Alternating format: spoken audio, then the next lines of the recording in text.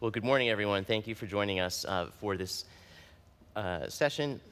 We're going to speak this morning about human capital, which is probably the most intrinsic element of any enterprise. We think of corporations as having missions and values and profits, but really all it is the aggregation of all of the humans that enter and exit your buildings each day. Human capital is one of the tenets we focus on at the Institute as a principle here. And I'd like to talk a little bit about the world of work.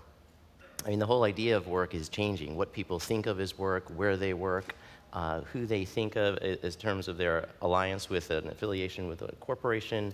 People want to align their value systems with the enterprise at which they work today in a way unlike in the past.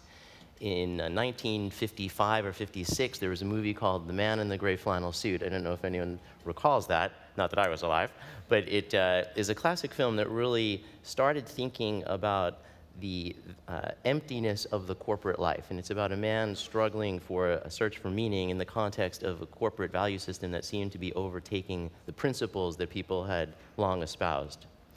If we were to do that today, we couldn't say it was the man in the gray flannel suit. We would have to say the person in the gray flannel suit. And one of the things, as you've been here at the conference over the last few days, is noticing the emphasis that we've had on women and girls. From a corporate perspective, if 52 or 53% of the college graduates today are women, and if I were to chart for you their career trajectory as seniority, it would be a direct downward spiral. So 53% enter the corporation as recent college graduates, but then as you go down and down and down, as people get higher and higher in the corporation, the percentage of women participating drops to less than 2 when you get to the CEO level. So the cost of that for a corporation, the replacement cost of all of that talent leaving, for whatever reason it's departing, is significant.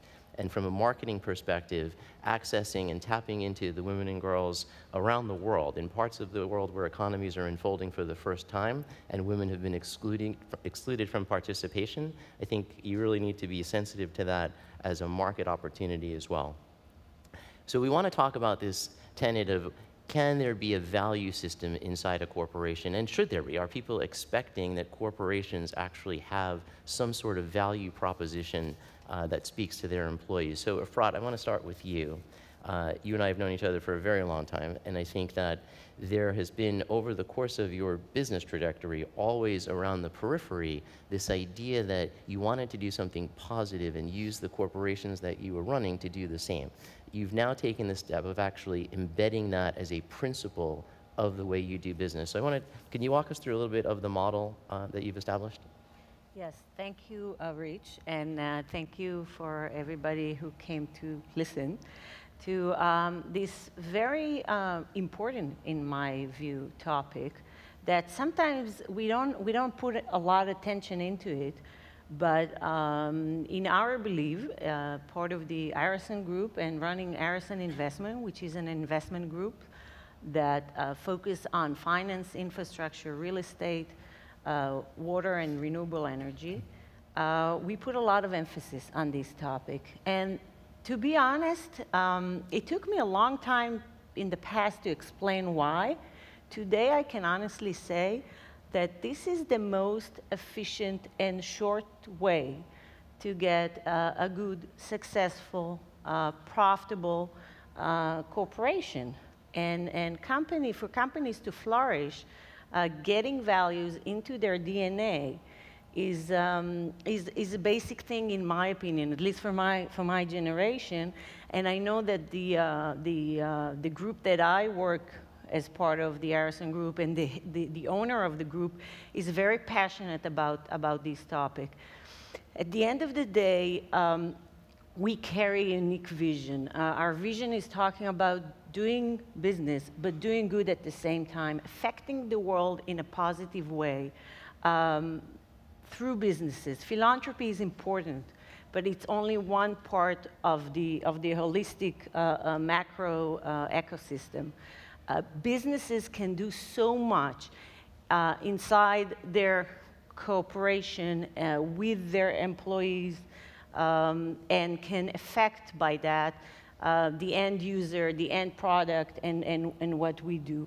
And it doesn't need to be on a specific sector. We deal with diversity of sectors, you know, banking, which is not usually typically correlate with this topic of values. We deal with infrastructure in Africa, which again, these are not typical areas.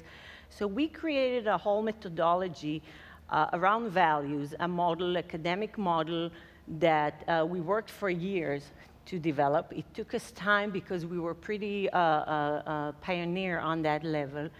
And the goal was to get every single person on our platform, and it's still in process. We have 27,000 employees around the world in 40 countries, to get everybody connected in the way they want to be connected to the value system, to the DNA.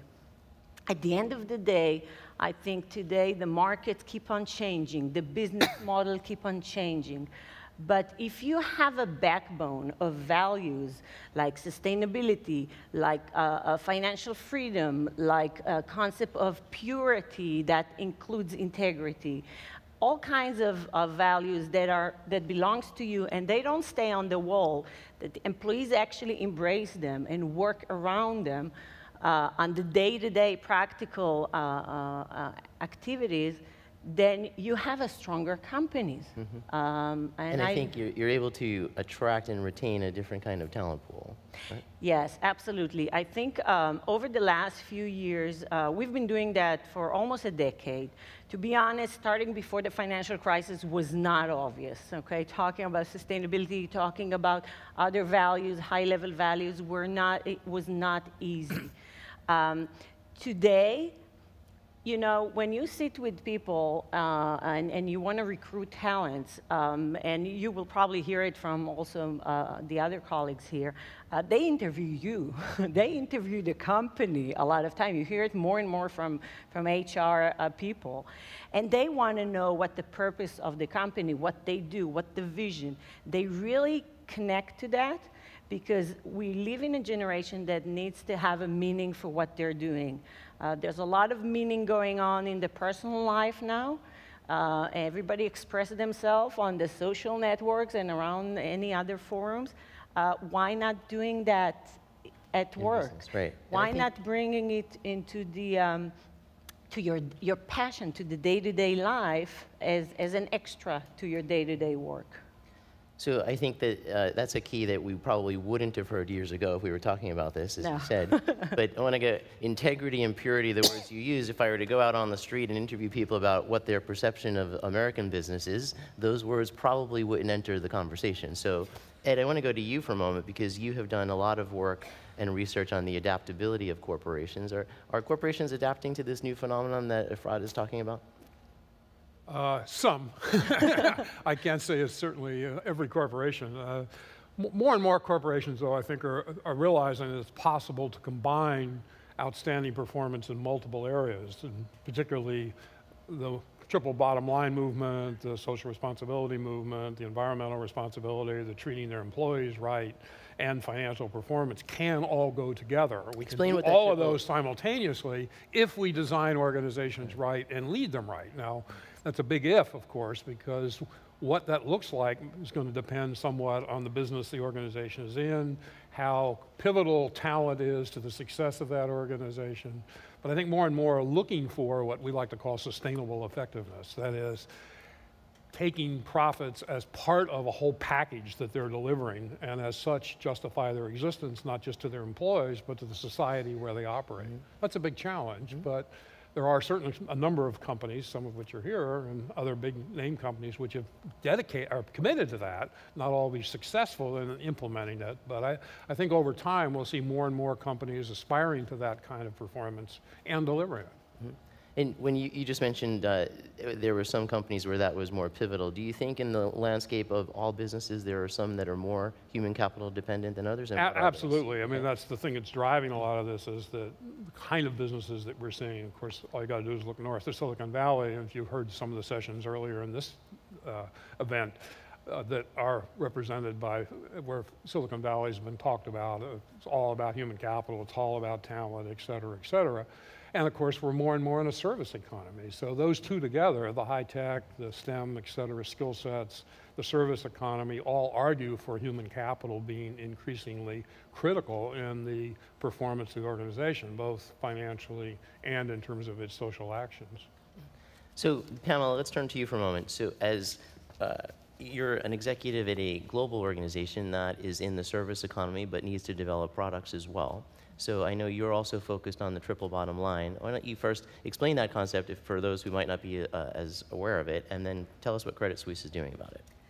Well, so I think Credit Suisse, like many large global institutions that's in a professional services environment, our human capital is really our core asset. One of my colleagues on the executive board always says that our core asset rides the elevators up and down every day and leaves the building. So if we don't have the right people in the right jobs with the right motivations, we really actually can't deliver what we need to our clients. Interestingly, one of the reasons we've structured my role the way we have is exactly to serve this purpose. So I serve as both the Chief Talent Officer, meaning I have all of our global human resources responsibility, but I'm also the Chief Marketing Officer. So when we make promises to the outside world and to our outside stakeholders, whether it's our prospects, our current clients, our shareholders, other external stakeholders, all of those things then have to become a core part of our human capital. They have to be hardwired into our processes around how we hire people, who we promote, how we compensate people. All of those things have to be perfectly in alignment, or else we can't deliver on what we really need. And I do believe that the new generation of people who are working in a lot of different companies, but particularly people who are looking to work in finance, they really do want to have a noble purpose, and they really do want to feel proud of their profession. And obviously, our profession has had, you know, a lot of challenges, and frankly, has had a lot of people provoking us to do better. And I think we've had to really think hard about how we step up to that, how we organize ourselves to do that, and then how we really deliver on that, both to our employees and to our clients. And it's definitely an ongoing set of challenges that we continue to try to innovate around. So, Susan, I think there was such derision towards the financial services industry. We have two, one current, one longtime banker here on this panel. And I can tell you that from the inside, when parts of the business that had nothing to do with the erosion of trust that was occurring on the outside, it was a confusing time to lead organizations through that. So do you think that the industry has done enough to restore that trust, and what do you think still needs to be done? No, I don't think they have yet. And the interesting thing is that a lot of corporate values are a little bit more aspirational than a reflection of the reality of the organization. And when we talk about values, there are actually really three components that drive a culture. One of them is values. It's sort of your broad vision statements. One of them is around structures, so that's your organizational design, your processes, your incentive structures. And then the third one is really mindset. And I would argue mindset is the part that hasn't changed yet. So we've had a lot of consultants come into banks. They're changing the vision and mission statements. They're reorganizing the processes, but the mindsets haven't really changed. And I'll just to give you one example. So a large multinational bank, I was talking with the sort of head of their HR, and this woman was talking to me about how, you know, they're putting customers first, and they put it into the mission statement. They changed their compensation structures to include customer satisfaction metrics. And then not 5 minutes later, in the same conversation, she said, I mean, does anybody really love their bank? It's like going to the dentist. Mm-hmm. Now, if you're trying to improve your customer satisfaction and your mental model is that it's like going to the dentist, what you're really saying is that I'm resigned to the fact that I can't please my customers, that this is just an unpleasant experience. And so you're not really even going to try. And so it doesn't matter how much you change your compensation structures, and everybody thinks, oh, it's all just about money, and it's really not. If you don't get those mindsets aligned with your vision, and I think that you're not going to change behavior, and I think that's the problem that financial services is having right now. Mm-hmm.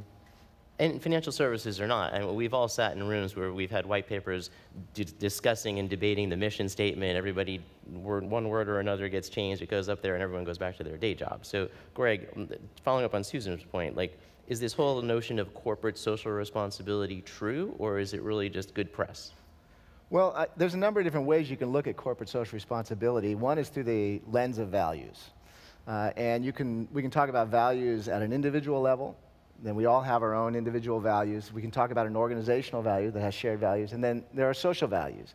And you have to align, those values have to become into some kind of alignment so that it functions. And the more aligned personal values are with the organizational values, the more likely people are to be fulfilled. And not only do they take their assets up and down the elevator, they take them home with them at night, and you want them to bring them back the next day. So corporate social responsibility then is, I think, one way to look at it is companies now, established companies, have to align with changing values of society. We all know from our own experience that the values of the society that our grandparents lived in are different than the values of the society our kids are living in today. And so there's this adjustment. And you see, for example, I just saw this morning that McDonald's has had to drop 7 of its sandwiches, including their deluxe quarter-pounder Big Mac, or one of the big sandwiches. And it's been struggling. McDonald's is an organization that's been struggling. It has a business model and a set of values that are adapted to the society of the 50s and 60s, but people's values around health, around the ethical treatment and production of food, those have shifted, and McDonald's is an organization that's trying to adapt to that. One of the ways they're doing that is through what they call corporate social responsibility. So that's an interesting perspective. And one of my issues, I work in the university, and I find that in teaching MBAs and executive education students, a lot of times the problem is people don't really know the managerial function of values. They don't really know what organizational purpose they actually serve. And the way I like to get at this is I have them look at themselves, look individually. What role does values or our values playing in your own life? And we could actually, the people in the audience could do the same thing I do with the students. I have them take out a piece of paper and list their values for me. And if you're like most of the audiences I've seen, some of you can do that quite confidently, but a lot of you are going to struggle with it. And you haven't sat down and clarified what your values are. That's a really powerful insight to start with. Then what makes values really powerful is when they actually influence your decision-making. That's what values are. They're decision-making aids. And if they are actually influencing your decision-making, you ought to be able to point to things in your life that have arisen that have become manifest because you hold these values. And I have people look through that. And I can give my own example. When I was younger, one of my values, it still is learning and knowledge. And so obviously I've spent an inordinate amount of time in college, and I got a PhD, and I still work in a university. I can point to that as a physical manifestation of my value.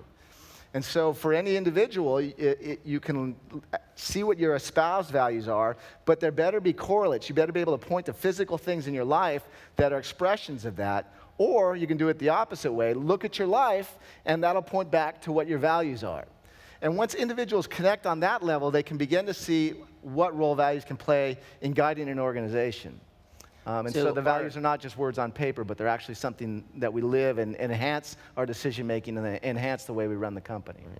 And I think that's an important point, if I can just jump in quickly, that I think a lot of people are disconnected from what their own values actually are. And a lot of CEOs, again, they believe the pretty words that are on the wall, and they think that they actually are embodying those values, but in terms of their actions within the organization, they're not living the values. And there was just yesterday, Ally Financial, the CEO was on the earnings call talking about how they needed to improve cross-selling, which is selling more than one product to an individual customer. And the words that he used were, he said, great banks find ways to get more out of these customer relationships.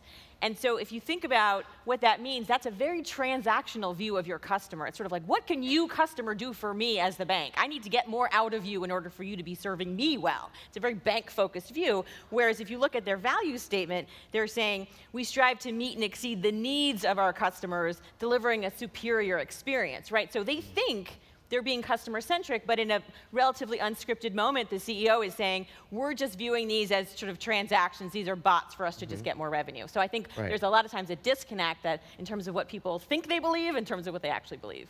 But isn't the role of the CEO to generate profits for their shareholders? Of course. But if you're saying it's about customer centricity, then you're saying we want to find ways to deepen the relationships with customers. We want to find the ways to serve them best. We want to find more ways to serve them. If you think about Silicon Valley, They're all about what's the pain point and how do I solve it. This attitude is what's the revenue source and how do I find it. But I think one of the challenges, and it's not just banks, but let's stay with banks for a moment since that's my industry as well. The average employee does not really actually hear every word out of the CEO's mouth, even though the CEO might like to believe that that would be the case. And even a very long mission statement, a long list of values, those things don't actually penetrate the everyday employee's life because they have 1,000 other things on their minds. So one of the things we've really tried to focus on as a practical matter at Credit Suisse is to have 3 core messages that we really do want to promise to the outside world and that we really do want our employees to think about in their daily lives. And I actually personally find that remembering more than 3 things is rather challenging. So we have 3. And we say we want to be proactive, principled partners, meaning we want to anticipate what our stakeholders, including our clients, want from us. We want to be deeply principled in the way we behave every day. And we do want to form lasting partnerships with stakeholders, with our colleagues at the bank, with our clients. Now, those are aspirations. We all want to be those things on our best day. We know that we don't show up every day as our best selves, but if you have a clear idea about what you're trying to do on your best day, you have a much better shot at actually delivering on it. And if you have 3 clear messages, by the way, you can actually hardwire those things into your core HR processes. You can interview people and look for evidence of principled behavior in their lives. You can interview people for evidence of partner-like behavior. And you can promote people based on demonstrated proactive actions, on demonstrated partner-like behavior. You can reward and compensate people based on those things. Again, there is no silver bullet. These are big global organizations. We have 45,000 employees, and we know at any given moment, not every single one of them is going to be doing everything we want them to do. But I think as leaders, our job is to have a crystal clear vision that's actually memorable and understandable and relatable to people. Because the truth is, it's very easy to make a lot of big speeches, but the truth is, the values and the culture are what happens at the cold face when we interact with each other as colleagues and we interact with our clients.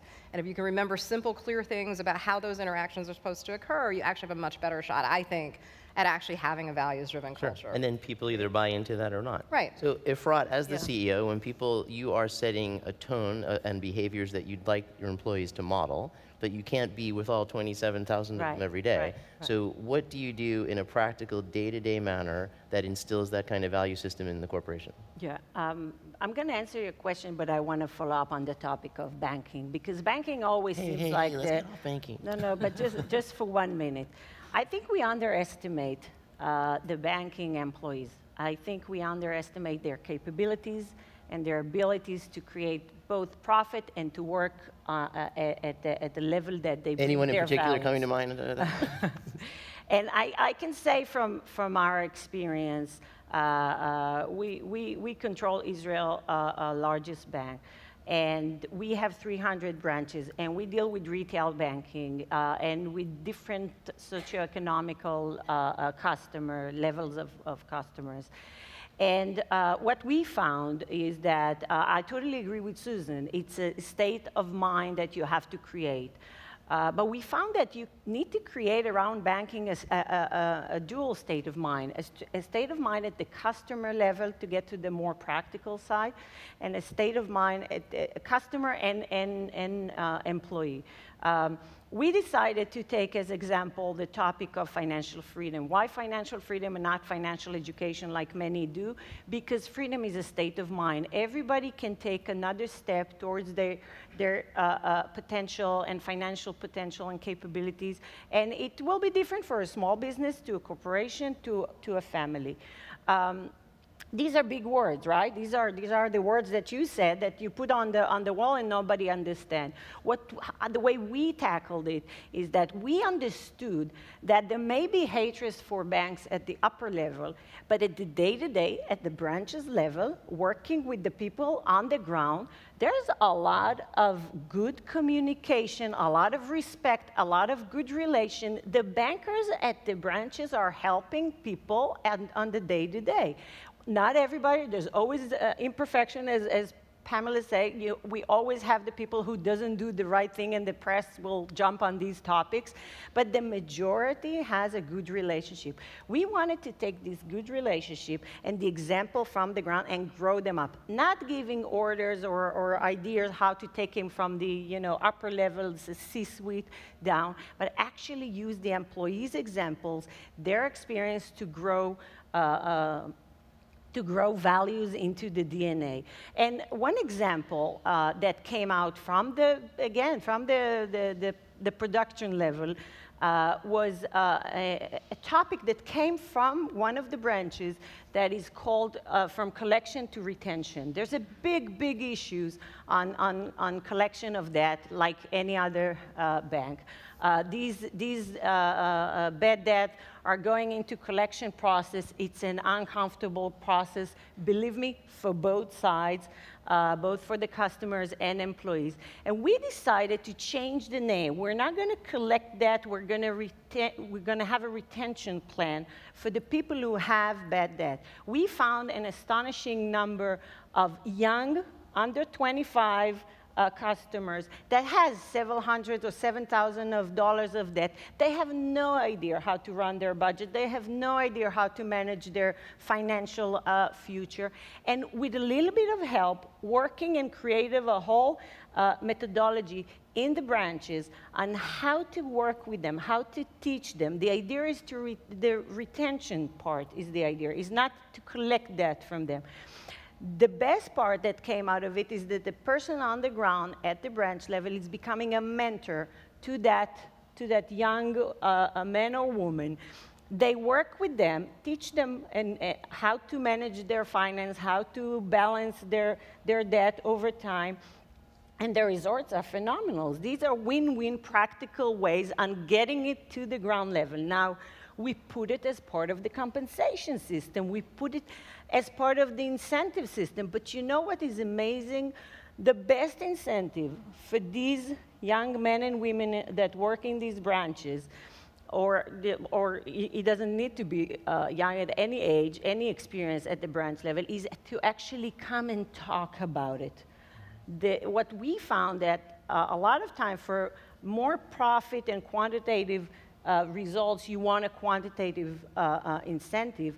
But for the more higher level value, the most important thing for employees actually to share it, is to talk about it. Which is interesting given people's move towards technology, and especially in younger generations, they're willing to do all of their banking, share their entire net worth over the internet, sending it to random sites they don't know. Right. So, Ed, I want to go to you for a second, because one of the things Efrat mentioned was the compensation system, and I know that you've done a lot of work on employee reward systems. Is that changing today? Are there other non-compensatory means that attract people in and allow them to stay inside a corporation?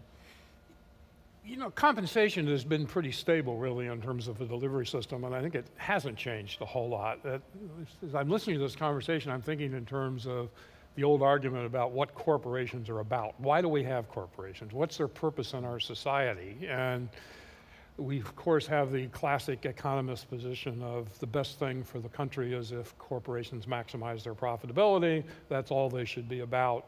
And they should treat people, both customers and employees, in a way that leads to maximum profits, maybe not short-term, maybe long-term, but that's what it's all about. And I think we've learned a lot about how you can execute that model better through how you treat talent, et cetera, et cetera. But there is more and more questioning of that and more alternative models which say, yes, profits are important because they keep the company going and the country going in many respects, like taxes. But there is an alternative model which is say that's just one of the purposes of corporations. And then in our society, we ought to expect more from them because they really are the most dynamic and impactful institutions that we have in our society. We know government can't do a lot of things that need to be done, so we ought to start measuring corporations and dealing with them based on their ability to do much more, to manage the environment, et cetera, treat people in ways that leads to their growth, development, good investment decisions, et cetera, et cetera. I mean, and that debate goes on. So we now have the B Corp model and the B Corporation model, and even some very prominent CEOs like Unilever and Apple saying, if you want a maximum return on your investment and that's all you're concerned about, don't invest in our corporation. Right. A few years ago, people would not have, CEOs would not have said that. But is there a bit of a disconnect? The mere hint of an earnings miss. You know, look at what happened to Twitter yesterday. You can go down 20% in a day because your earnings miss. So all of this sounds great, but it's going to dissipate quite quickly if you don't have the economic performance. That's the competing pressure. And I'm not sure they are competing pressures, though. Well, I think it's a competing pressure on the CEO and the senior management and the board. And that's where the B Corp comes in. It can reduce that pressure.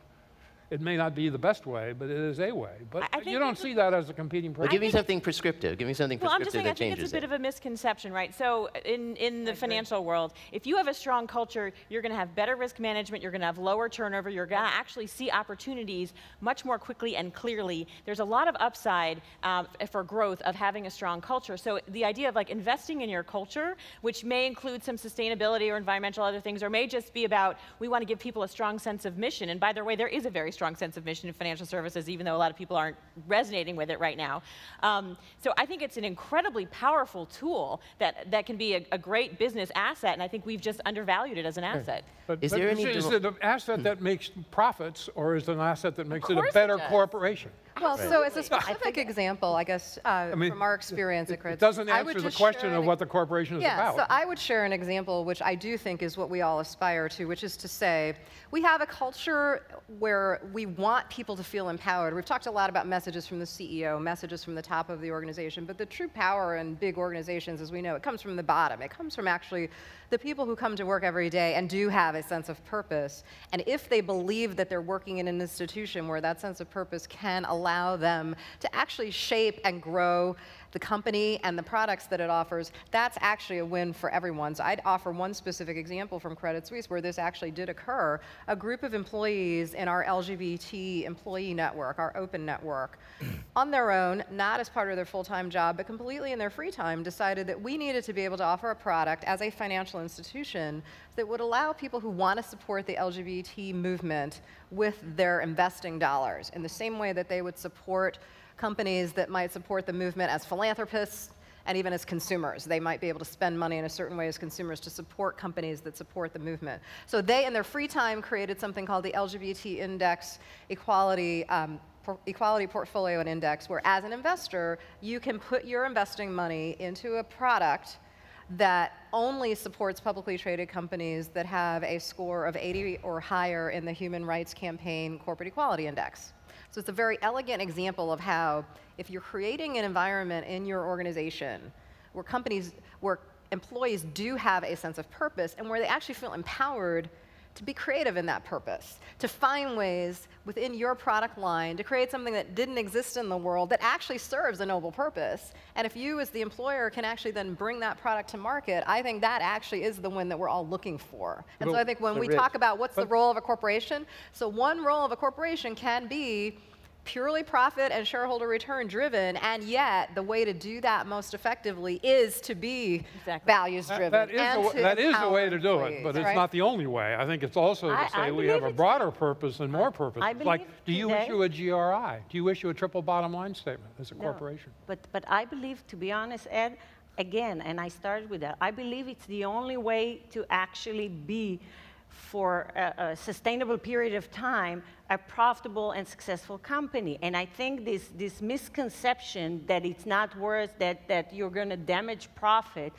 maybe 10, 15, 20 years ago, there was a conflict. But I can tell you, on the example that I gave earlier, if you lower provision for debt collection, you actually, again, making, nice return on that action. If we go to Africa on the infrastructure and we build a road in Uganda and we introduce to the government a concept of a material that is highly advanced from technological perspective that is called bitumen, that you can actually scrap the road, the existing road, and use the material and reduce 80% of the cost of the new material that you will need. otherwise, then you're doing good for the environment, you're doing good for the, from a social perspective of not damaging the surrounding, but you're also saving on a $60, $70 million road around $6 million in costs. So again, these are not in conflict to profitability, and I think we need to step out of it. The other angle of profitability and value is the fact that if your employees are being, this is why I'm saying we're underestimating our employees, they have huge capabilities of being very creative and come up with very good business solutions that work with values. And the best thing that I found that comes out of that, if you work closely with mid-level management and people again on the ground, is that the minute you allow them, you facilitate the ability for them to think, you get a much more productive and happy employees. And nobody will tell me that productive and happy employees will come up is bad for business. Right. It's actually increasing productivity, in my opinion. I don't have the measurement, but I can definitely say that over the last 7 years from the financial crisis, our companies outperformed their benchmarks significantly. Now, let's stay on that measurement idea for a moment. Yeah. So Greg, is there demonstrable evidence that corporations that embark upon a robust CSR or other programs have better profitability long term? So the general, if you do the aggregate, there's either no cost to it or a slight on an aggregate. But really what it comes down to is how it's done. Because it can be done correctly and done successfully, or it can be done in a way that is actually detrimental to the company. And I think what we're getting here about the role of human capital in this and this idea of compensation that you pointed to, we got really good examples here. For example, I really liked Fred's example of explaining how by giving the employees these values, it gave them permission to innovate and do something with it. And your example as well, what the employees actually gain some kind of compensation from that. It's an intrinsic compensation from actually being able to do something they're passionate about and using the organization as a vehicle to do that. And so it's, there's got to be a new element of compensation. I remember when I was looking for my first job, it was salary, benefits, and then a bonus.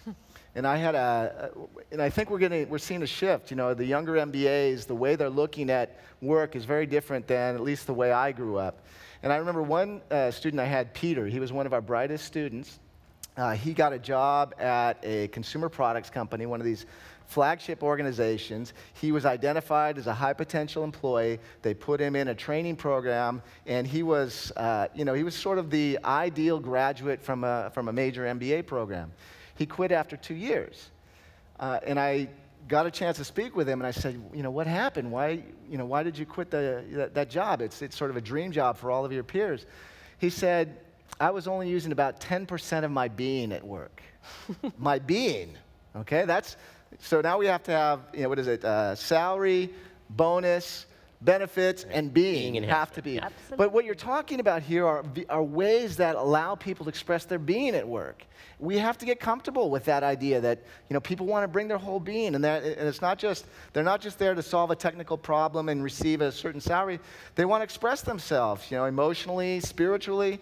We're not comfortable with that yet, but we have to find a way that gives, I think, all of our employees an opportunity to feel that kind of fulfillment. Otherwise, they're going to look for it somewhere else. Yeah, I think that's exactly right. And I would say some of the programs in human capital that we're the most proud of are actually things that relatively junior level employees came up with as ideas. So another example, we have a program called Real Returns. We're talking about return on people in this panel, but we have a program at Credit Suisse called Real Returns. It's essentially a way for women who've been working anywhere in the financial services industry who have taken time off for whatever reason. Maybe they had a child, maybe they had an elderly parent who needed some care, maybe they just decided they needed some personal time off. So they've been out of the workforce for 5 years, 10 years. They need an on-ramp back into the industry. So one of our employees said, why don't we create a returnship program? We have summer interns come to the bank for 10 weeks. Why don't we do that same thing for women who've been out of the workforce, who have skills, but who need a way to come back into the workforce to see if they want to do this again, and for us also to see if they're ready to do it again. So we created this program, Real Returns. We have about 20 women come into our office in New York or in London or in Zurich. They stay for 10 weeks. There's a training and a coaching element, but they do real work for the bank. And what's been great is over 80% of them then get full-time offers to come back and work for us. So it's a very effective way of essentially repatriating this fantastic female talent. And this was an idea that came from a relatively junior person in our HR organization. So we as an organization have got to be, to your point, open to the possibilities that can come. When people bring their entire selves to work, they're going to come up with some great ideas. But if those ideas then don't come to fruition, people are going to say, you know what, I'm being sub-optimized, I'm going to go take my ideas somewhere else. But if we as an institution can actually say, you know what, fantastic idea, let's go operationalize that tomorrow, that's the most powerful psychic reward you can give an employee, is to say, you're shaping this institution, your energy, your passion, your creativity, you're fueling the future of this organization. I think that's, as an employer, the best thing that we can do for our people. Well, it's really powerful. And I think your other point is that, and we've heard this before, we can espouse values but then not live them. And one of the most demoralizing things is to give people these values and ask them to act on them, and then when they do, you say, their initiative is squelched. And that's actually what's showing up. So I've done a lot of research around the kind of mindsets of folks in the financial industry, and that the dynamic with the junior people, that's exactly what we're seeing, is that they show a very high degree of empathy and that they really want to have a mission, but they're not resonating at all with a mission in financial services. In fact, almost across the board, even at the senior levels, you're not really seeing the level of mission you would expect or want. The idea that, like, what I'm doing is beneficial to society, that's not really showing up very much. But so what's happening with the young people is that most of them are working in the industry, they have very high degrees of empathy and mission, and then their opinions of financial services are really, really low. So it's this sense of, like, I'm just here to make a lot of money so that I can go do what I really want to do, which is something much more mission-driven. And I think they can actually be an incredible asset to this whole conversation, because they really are willing to come and bring the mission conversation to the table. And I see a couple of service members in the audience, and when you think about kind of mission-driven organizations, you know, the military understands that and drives it, and there's such a sense of higher purpose, right? And I think every kind of organization can develop that, maybe not quite at that level, but you can develop a broader sense of purpose beyond just yourself, and I think the millennials can actually kind of help drive that wave in corporate America. So let's stay on millennials for a moment, because the sustainability of an organization long term, we're going to have to figure out this cohort of people that's going through the system. So Efrat, tell me, is there anything that you can say decisively different between people who might be our age and older and this kind of 30 and under group as they're joining organizations like yours? Yeah, well, I think that, again, we have so many different kinds of employees and in so many different countries and cultures. I think in general, everybody, you know, 99.9% of employees want to be connected to a positive cause, and they want to take part of it. It is true that there is a difference. As you say, the millennium, you know, level are kind of like connected it by DNA, but to be honest, they have a lot to learn on how to actually maintain it and how to sustain themselves in the system and how to work and to collaborate. They collaborate on social, you know, platform, but sometimes they need to learn how to collaborate on the day-to-day. So that's the role that they have of innovation and creativity.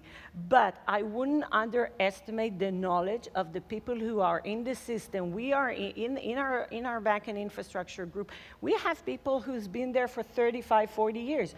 When we came and started to implement the concept of sustainability in our construction and infrastructure group, which was not, again, that obvious, because these are very kind of like low-tech, sometimes be considered operation on the ground. The people who we did workshop with around sustainability and work with the company for 40 years say, what are you teaching us? We worked according to sustainability, you know, 40 years ago. We cared about the people, we care about society, we took a lot of things into consideration, and over the years, actually management took the company off that track. So we had to actually just reconnect them and bring their experience and knowledge. Now, the way we found is the best way to do it is, again, is to roll the responsibility to a group level. We created a platform among our organization, both philanthropic and business, that connect people who wants to have this discussion and action plans about these topics. If we have the concept of vitality as a value, if we have purity as a value, if we have all these topics, we create these groups that work together. We have people from different kind of position in our organization. They are all taking responsibility of bringing these ideas into their organization. If it's a bank, it will apply to banking products. If it's a water company, it will apply to their own water solutions, or if it's a non-for-profit. But the concept is you engage people on an organization or facilitation with no hierarchy, kind of like creating a social network inside of your organization, and let people who wants to volunteer and participate take part on that level. What we found is that everybody has something that they're passionate about and they can bring back to the table.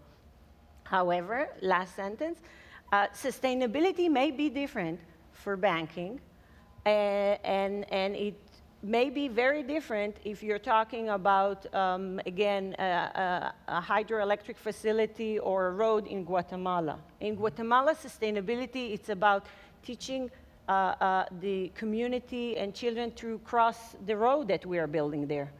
Okay, that's sustainability. Sure. Hygiene, the ability to roll the budgets and the responsibility for the ground level people, whether they are young or old, and to decide on what will be the plan for sustainability for your project. And it's different for you, right? And it can be different from, you know, having real estate in Berlin, okay?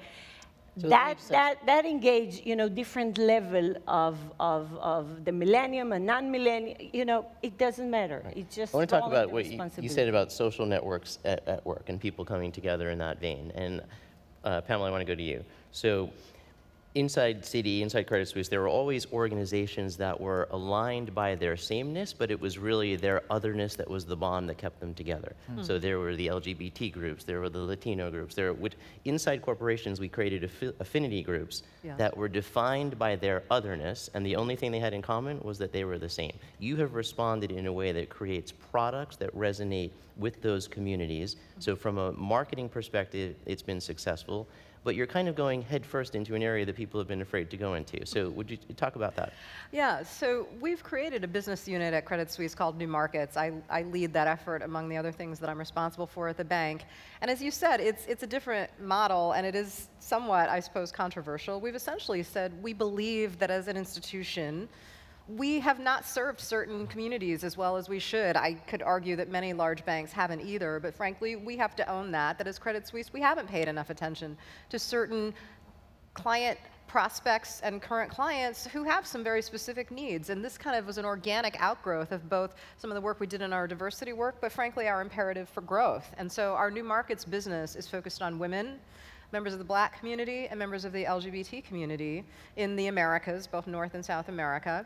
And our mission is essentially to much more deeply understand the unique needs of these client segments, create products and services that are spot on with what they really need in order to accelerate their wealth creation as communities.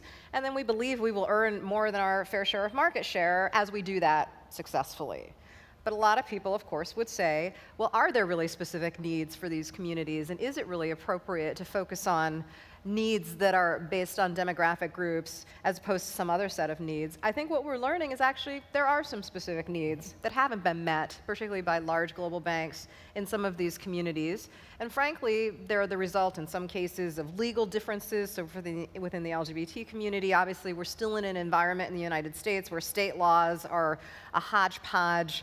That creates some very specific financial needs for same-sex couples who want to marry, who want to have children, and so on. As a bank, we have a responsibility to be expert on those things so that we can deliver solutions around some of those things.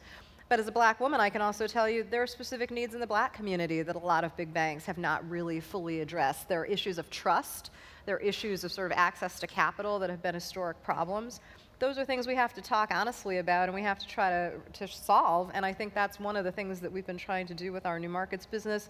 And it is ultimately values driven, and it's interesting that it's become an area of the bank where I've been pleased that a lot of people have just volunteered their time. They want to be a part of it because they actually do want to be part of something that's about growth, but that's also about just acknowledging that we have a lot of different constituencies as a global bank, and we don't serve their needs equally well sometimes. And so we need to do a better job actually at understanding how to do that. And so, one example in the Black community, we created something called the Entrepreneurs Circle. And it's deliberately focused on this effort to make sure that entrepreneurs who are Black, and ultimately maybe this will grow to others of color as well, have true access to capital, but also have access to the kinds of networks that cause entrepreneurs to be successful.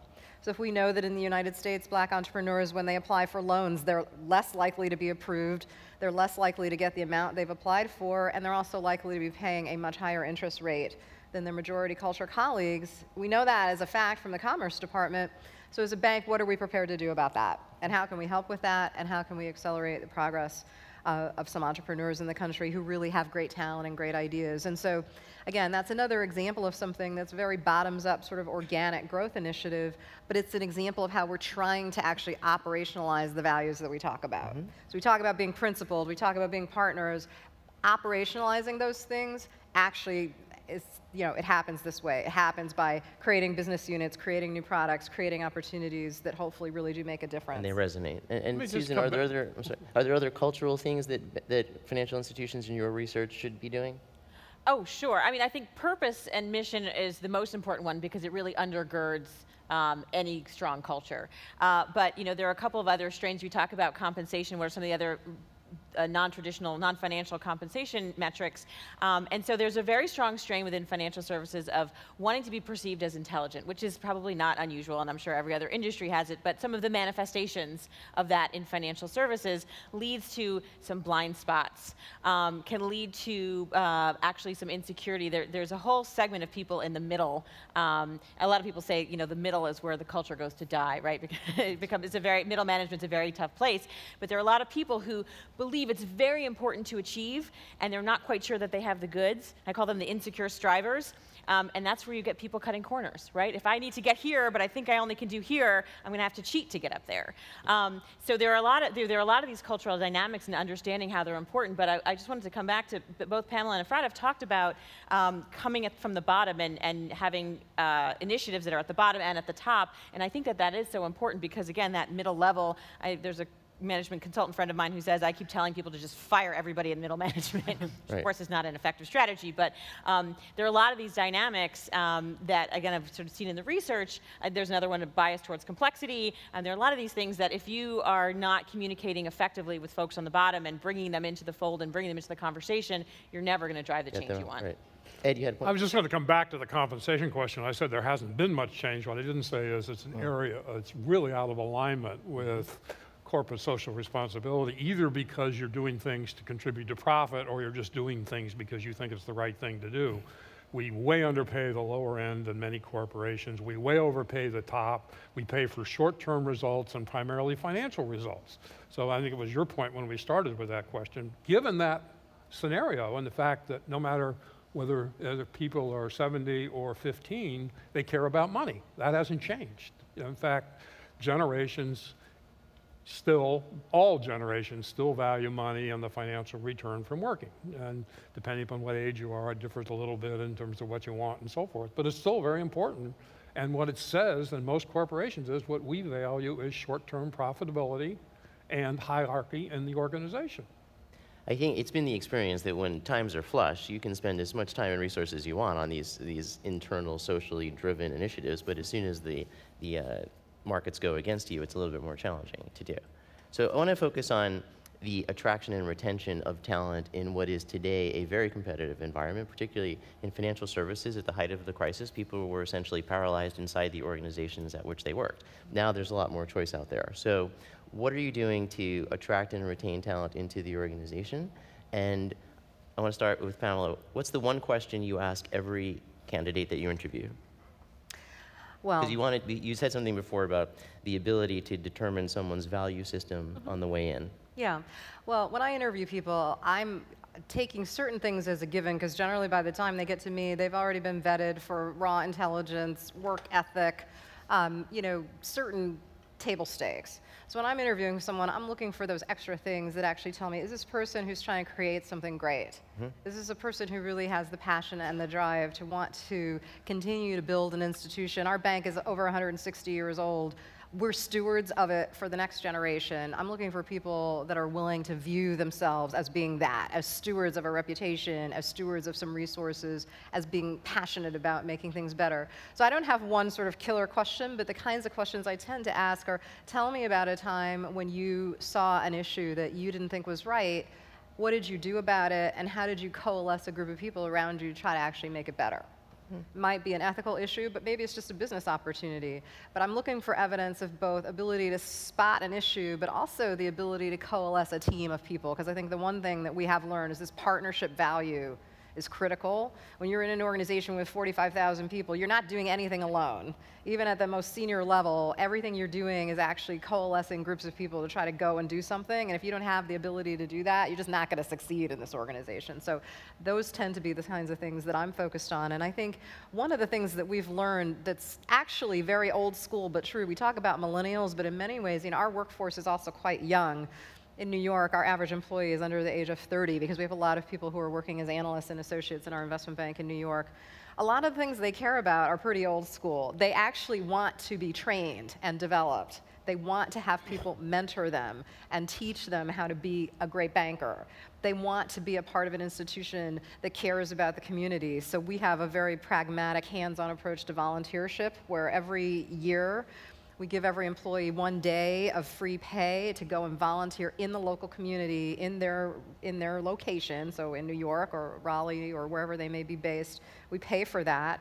And as a result, we have almost 100% of our employees in the United States having spent a day volunteering their time as part of their work at Credit Suisse to paint a school building or work in a community center or pack some food for City Harvest in New York, but hands-on, pragmatic ways to say, as an institution, we care about our community. Here's how we demonstrate that. I think people still care about that. Now, that's not a brilliant new idea. It's not tech-driven. It's about as low-tech as it could possibly be. You throw in some blue jeans and you go pack some food for a homeless shelter, but it's meaningful. Hugely important to people, and it does actually help them feel a part of the institution. The other point I want to make is on the training side, particularly for young people, and as we attract more diverse talent into the organization. I for a time, chaired the Diversity Council at Citi, and the feedback I would get on exit interviews from diverse people who were leaving was that they did not get the same feedback that the typical white male associate got. So there was a sense, again, back to that otherness idea, that because I was different, because I was black or a woman or what have you, there was this sense that people couldn't give me as direct feedback, and it robbed me of the learning opportunity that afforded. So it's important. So I want to get the same question for you. What question do you, when you're interviewing, do you think is important? Well, to be honest, I don't interview that much, but I have a lot of interaction with our HR group. And I would say, again, it's very different between sectors. The needs and the type of talents and the type of capabilities that we need for positions. But generally, I would say that in the banking sector, we put a lot of emphasis on the personality that we bring now. We put into our process, HR process, a lot of elements related to values, to the person itself, to the ability to express their passion and their personality, and to really want to work around this topic and not just come and becoming a banker and again make a lot of money. And we talked about it earlier. The millennium are not like that. They are interviewing you on the purpose and what they're going to do. What we found on the bank level is that people a lot of time. I'm not saying they don't care about what they're making and what the compensation. Of course, it is a big and important thing. But a lot of time they're looking for a sense of getting more experience.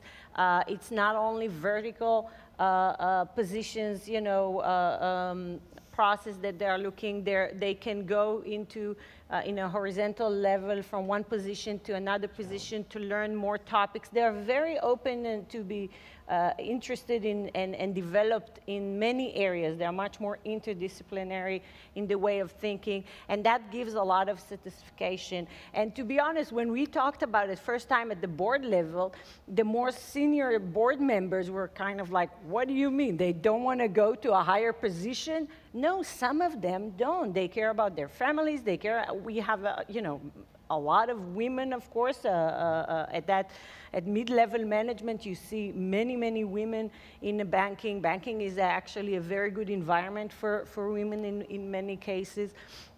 So no, not everybody have the passion, men and women, to do that. On the infrastructure side, I must admit it's been a bit of a challenge because it's not easy to recruit. There are a lot of needs in the world for these kind of projects, and there are not enough talent. So we took the responsibility to train people on the ground in the countries. We just entered Colombia for a big concession project, and we have to train people on the ground to an engineering and working level. And we put a lot of emphasis into that. And then the ability, if they work as part of a team, to retain them is better. And in Africa, I can give you a nice example. We have more and more women joining construction work. They're actually, we have 7% of women at the workforce. It may not sound a lot, but on construction, these are not, you know, you don't typically see. And some of them are using heavy machinery, and they want to have to be paid as at the same level as men, and this is what we, of course, doing.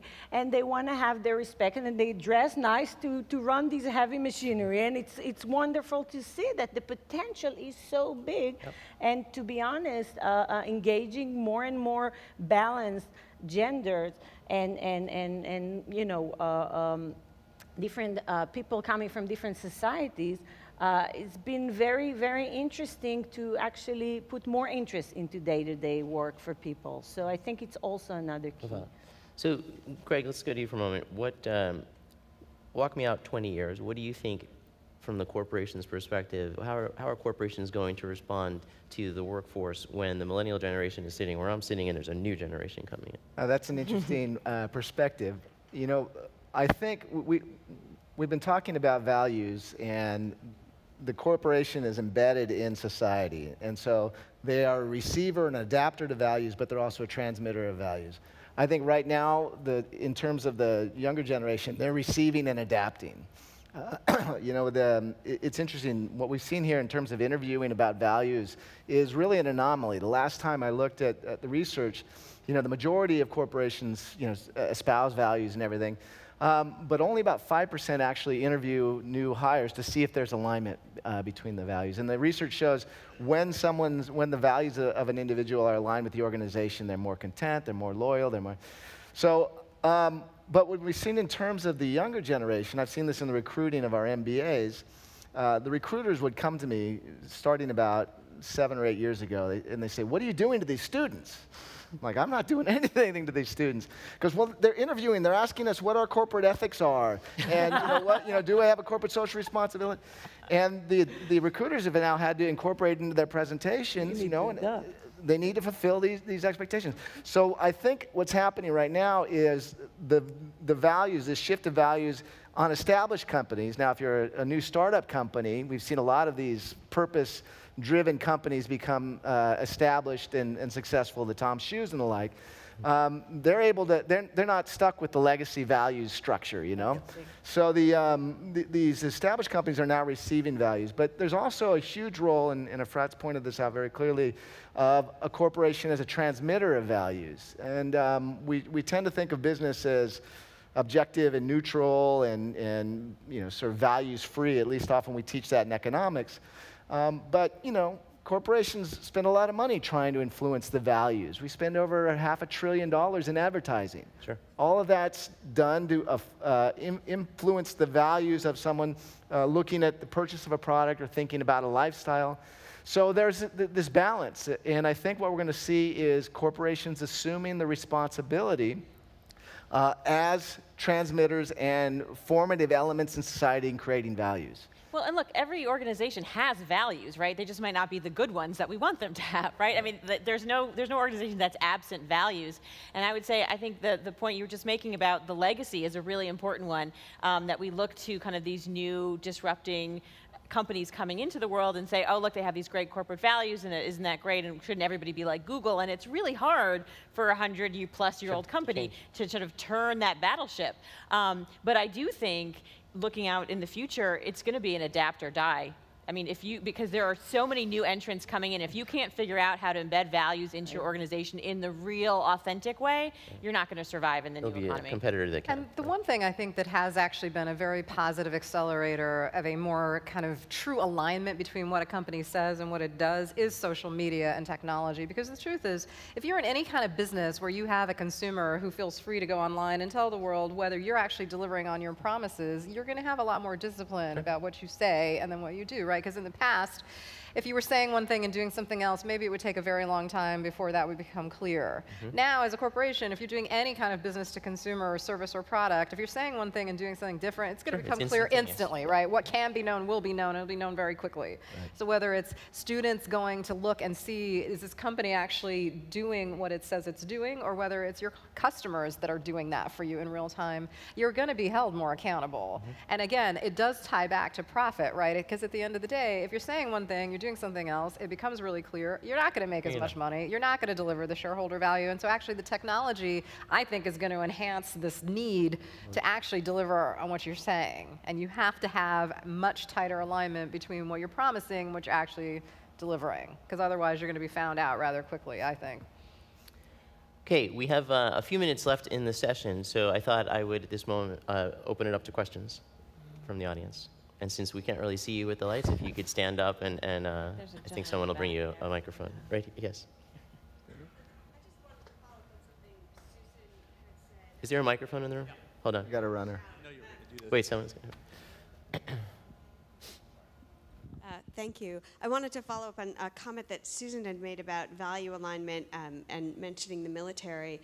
I'm intrigued by USAA as a company, because insurance companies, you basically interact with them either to pay them something or when something horrible has happened, right? This is not a good lie of the ball from a reputation point of view, and yet they manage to delight customers more than most consumer products companies. So can you talk a little bit about how the values there you think have helped drive profitability? That's a great example. So USAA, for those who don't know, was started as a financial services company for members of the military. And it started as a mutual association, so it had a little bit of different roots than just a regular corporation. So everybody's kind of a part of it.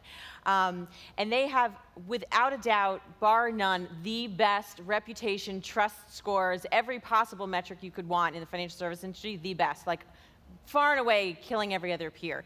But part of what they do is that they really go out, they understand their customer, and they truly believe in how do we serve our customers. It is all about service, to the point where they've told me, members of USA have told me, they've gone and spent time out on a ship that's a submarine, to understand how when you're on a deployment for 6 months and you're trying to check into your bank and they realize, wow, it's taking too long for people. They don't have enough connectivity. It's taking too long for them to log on, so we need a much cleaner homepage and get them to whatever transaction they want to do much more quickly. But they wouldn't have known that if they hadn't gone and spent the time to really understand their customer and their needs. And some of the military has very unique needs, but that level of understanding my customer, and again, how do I solve a pain point versus how do I drive revenue, it's a huge win for them. They've been incredibly successful. Yeah, someone else. In the back there, please. I might add, they're not a traditional profit-driven organization either. No, that's right. I was saying they're mutual association, but there is also a bank. There is also an actual bank too. So it's not just a mutual association anymore. Yes, sir. Hi, thank you guys for this panel. I'm a millennial, and part of my work is to try to help corporations integrate mindfulness into their culture in a practical way. And I know that was a big topic at Davos this year, and I'm just wondering if you could speak a little bit about how you've implemented that. Right. Yeah, well, that's a great point. Mindfulness was introduced also to our group, like something like a year ago, And we decided, it's pretty funny, Greg, one of our values is that we carry in our model with 13 values is being. Yeah. And the concept of being connected to myself and who am I and getting to know myself. Working around values, it can be, very interesting because some of them they don't have enough substance on the ground to work with. But mindfulness connected us exactly to the value of being. We introduced that at top level, and we are now opening it up for our employees in more and more places in more and more countries. We feel that an employee needs to have the choice of working with values at the pace and the scope and to prioritize which part of values and what activity to do around it.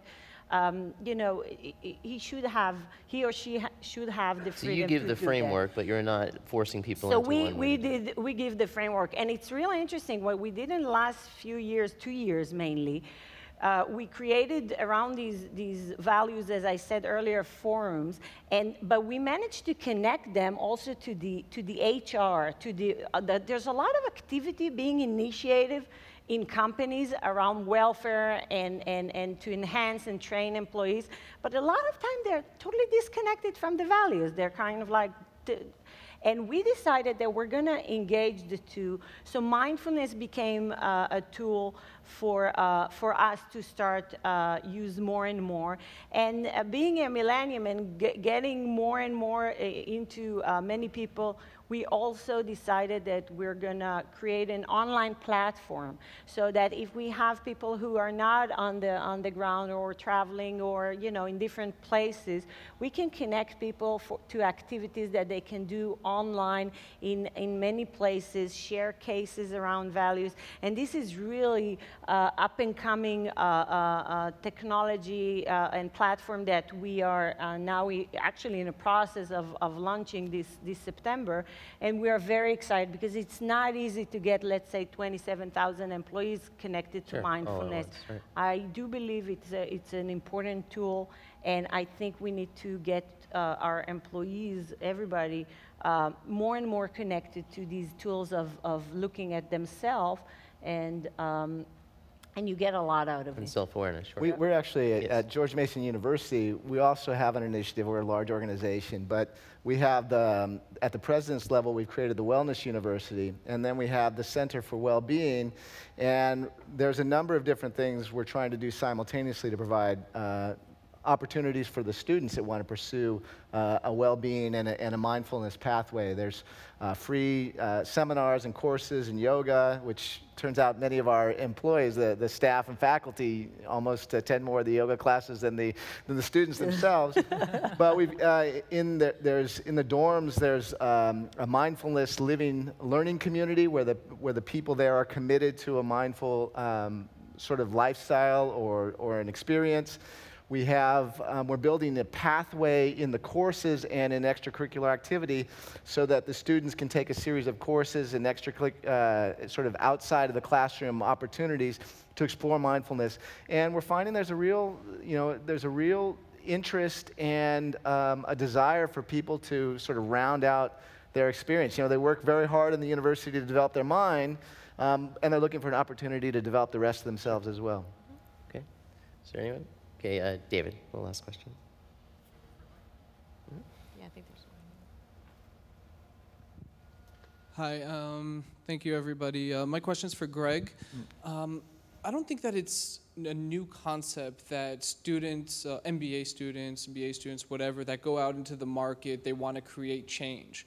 But many times we see that they get to their dream jobs or not to their dream jobs, and they kind of get sucked into the system. And I don't hear too many examples of the one that you gave where somebody actually left his potential dream job, which could ensure his own financial freedom, in the sense where he didn't have his being, or he didn't feel that he had his opportunity for fulfillment over there. What is changing, if at all, in the world that more and more of these people will actually keep true to their values and follow their dreams, even if it's not where they started off? Well, and I'll be clear. Most of the MBA students don't want to give up a rewarding career. They just don't think they have to give up a rewarding career and sacrifice, as a sacrifice. They want, and they're actually expecting both. And I've seen a couple of different things. We've had reunions, and there will be some employees that have gone into the dream job. And as they've gone through, they've made decisions, career decisions, that allow them to pursue things that they're more passionate about, but maybe less financially rewarding. They may not be going up the career ladder towards the high-paying, high-power positions. And then we've had others, their peers that graduated at the same time. Instead of taking the high-power job, they took perhaps a nonprofit or a more socially oriented job. And when they got together 5, 10 years later, they found that those two pathways brought them to a similar level of material well-being, and they felt successful in that way. So I think, I can't point to anything concrete that's causing that, but we are seeing that even the ones, there are still MBA students that want the biggest high-paying job, and they want the power, and they want all the glamour and glory of a high-powered corporate position. And I can't point to anything concrete that's causing the shift. All I can say is we are seeing the shift in the attitudes and the expectations, and it's forcing then organizations to adapt to that. And I don't think that's going away. And as we see more graduates have successful career paths, pursuing both their material interests and their personal passions, as we see more of that happen, I think that's just going to generate more demand and more interest in it. So I wish I had a more concrete answer for you.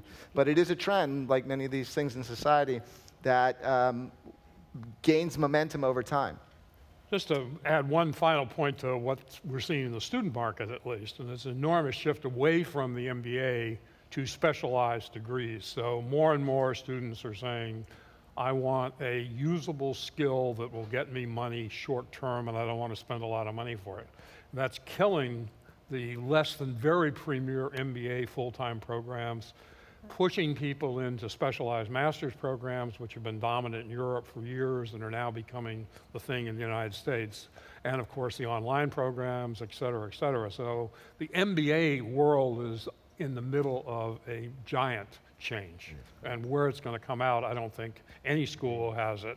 There'll always be the Harvard MBAs and so forth. But beyond that, I think it's all up for grabs because people have different expectations about what they want and different reality in terms of what they're spending $120,000 for if they're going to go full-time MBA and what it'll get for them. We're adapting Great. too. Well, we're out of time. A very robust topic. I want to thank all of the panelists and enjoy the rest of the day. Okay. All right.